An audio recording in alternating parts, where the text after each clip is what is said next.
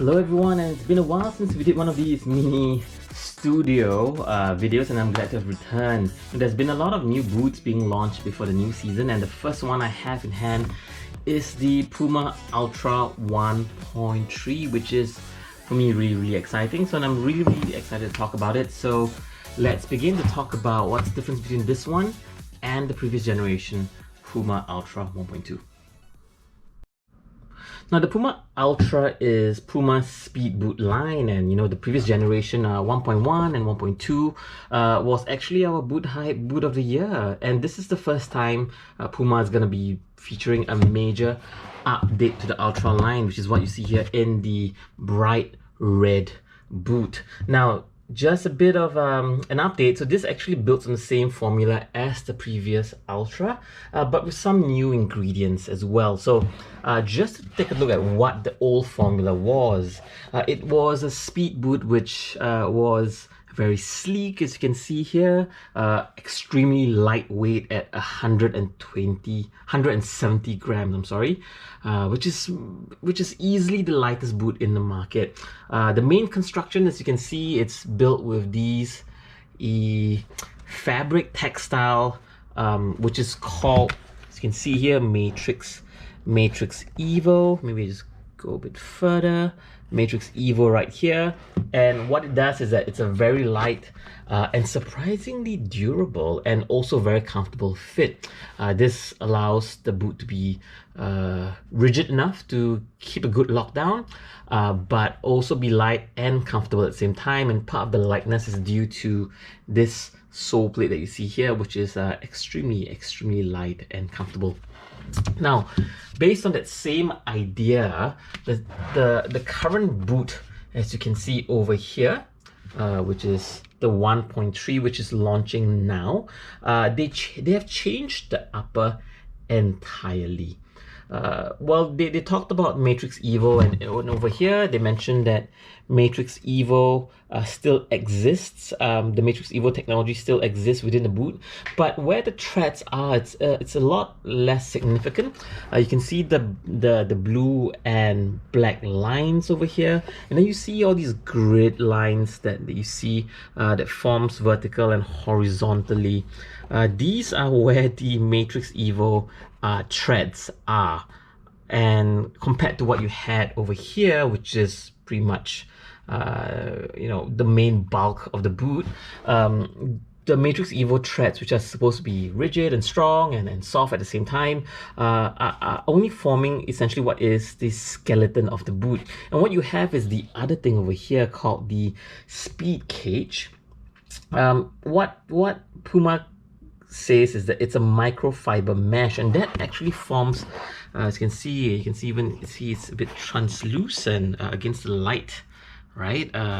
And this forms the main upper material layer all across the Puma 1.3, and it is super thin, it's see-through, as you saw that, and yeah, that's pretty much the kind of so-called plasticky feel that you get with this. Now the Grip Control Pro layer makes a return. In the previous generation, the grip plasticky layer, the sticky layer, appears only at the bottom areas over here all across the boot, right? As you can see, there's a slight difference in the shine between the top and the bottom. With the Puma Ultra 1.3, that sticky layer is all across the boot. So if you actually manage to touch the boot, it is pretty sticky throughout. So I'll be trying to see how much it affects dribbling and control, and how long does the sticky layer also stay coated to the upper throughout my few reviews that I'm currently doing right now. It's super thin all across this kind of speed cage mesh, but as you can see, there is a bit of separation between the forefoot and the midfoot. It is slightly thicker around the toe box, just slightly thicker, but it still is very thin throughout. And overall, you know, still very thin, soft, but it has a plasticky rigidity towards the whole boot, unlike this, which is soft textile fabric, and you can hear that crumply plasticky sound when you have the Puma Ultra 1.3. And yes, and one major difference also is the lace loops. Now, this was quite a major point of contention for a lot of fans of the boot, because they were afraid that, you know, these this kind of threaded lace loops would snap, and maybe if you kind of go into tackles, these things would snap and you lose a lace loop. That was a major concern for a lot of people. I've never faced an issue with its durability, so I was okay with it, although I had those kind of concerns at the back of my head as well. I guess Puma have heard most of us and realized that maybe it might just be safer to go with regular lace loops over here as compared to the threaded lace loops on the exterior. So yeah, those are some of the big changes that you can see on the outside of the boot. From a weight perspective, the Puma Ultra 1.3 comes at a stunning 160 grams for a US 9, and that is crazy light. I mean, the last boot, the Puma Ultra 1.2, was 170 at that same size, and 170 grams itself is among the lightest, if not the lightest boot in the whole of, you know, in the whole of the boot industry. And right now they managed to shave off 10 flipping grams, mostly from the super thin, again, the super thin upper. As you can see, it's very thin. I think this is ridiculously light. I think once you put it on feet, you almost don't feel it. So for those weight Nazis who just has to get the lightest ever boots that are out there, you have to give this a try. The upper is almost non-existent, and that sole plate is lighter than most as well. So it's a combination of a light upper and light sole plate. The sole plate is the same from the previous generation, so that extra 10 grams is all from that upper. If you like your boots light, I think the Puma Ultra is definitely for you. Now with the fit, right, in the last 3 to 4 years with Puma boots, I've had to go half a size down because most of the boots are pretty wide.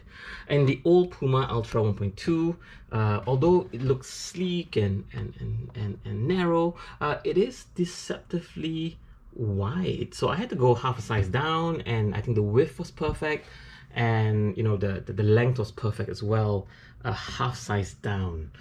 So I decided for the Puma Ultra 1.3 to also go half a size down, and lengthwise it was perfect, but I noticed that the width was a bit different. And now that I can put the camera down to compare both boots, you see that the width over here on the left for the Puma Ultra 1.2, it's a bit wider, and then it slopes a bit more inwards for the 1.3. And I noticed that going half a size down, the width was still all right. I could still go half a size down, and so generally it is still relatively on the wider side.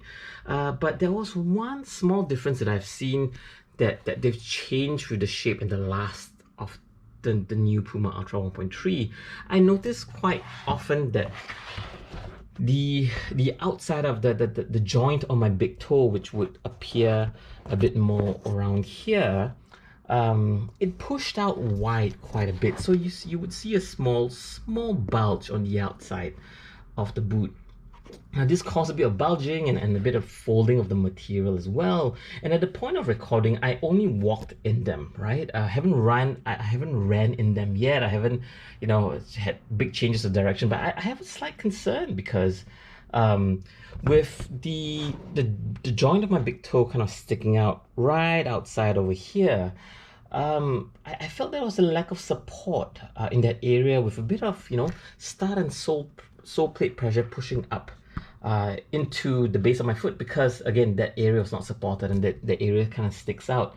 They might have narrowed that part of the sole plate to have this part pushed in a little bit more as opposed to being stuck out a little bit more, to support that part of your toe, the external part of your toe, and your foot.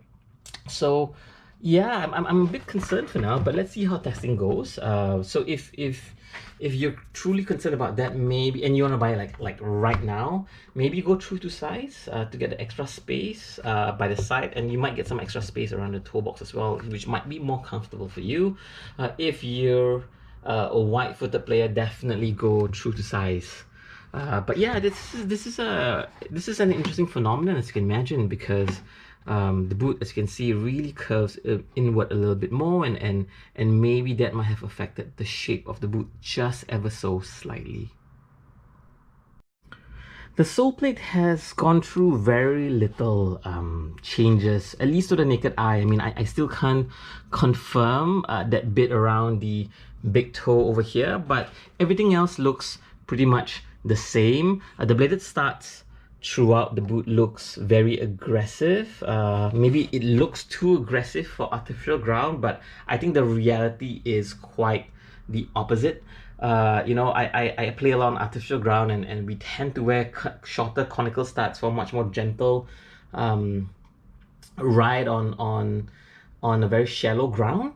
And I was surprised that, you know, what I had in the 1.2, and I believe in the 1.3 as well, to be less aggressive than it looks, right? So it digs into the ground, but not too much. And you know, it's really gentle. It feels really safe for artificial ground. Now, there is, I guess, good and bad depending on what you like. So if you like the classic aggressive sole plate, you know, with great traction, and also with something that's a bit more springy, right? This is actually quite a gentle, natural flex, which doesn't give you that spring back, so-called carbon fiber feel to it. Now, for a speed boot, I find this to be quite different from what comes usually. So if you like something that's natural and unaggressive like me, I think this works really well. It's a good looking speed boot. But for those who likes the die-hard old school speed boot feel, with that kind of springy sensation, especially around the forefoot, and something that digs very deep into the ground for traction, then you might be slightly disappointed by what you have here. But for the most part, I think this works without too much fuss or bother, so I have no major problems with the sole plate. And it is business as usual from the previous generation to the new one for the sole plate. And the next thing I want to talk about is actually something that I find pretty fascinating.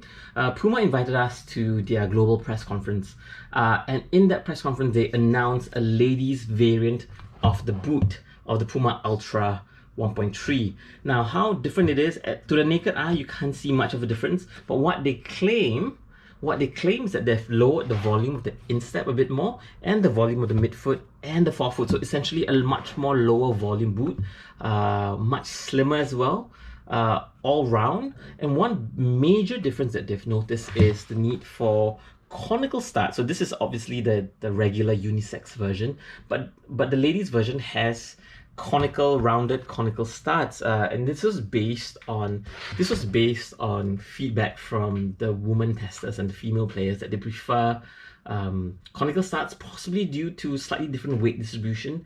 You know, women have hips, they have breasts, larger ones than men, so the center of gravity and the weight distribution will be very different for women. So perhaps something more gentle like conical studs works really well for them, and that's a pretty interesting innovation, I feel, for them. And I feel this is great that Puma is accommodating to a wider range of players. Now, men with narrower feet, I believe, can wear the women's ones, the women's variations, and possibly wear them through the side. So I think that's an interesting new feature for the Puma Ultra, and I'm really excited to hear what women feel about the new Puma Ultra as well. At the time of recording, we're still testing out the boots on the pitch, so you will be able to read the full review on BOOTHYPE.com, possibly a week from the launch of this very video.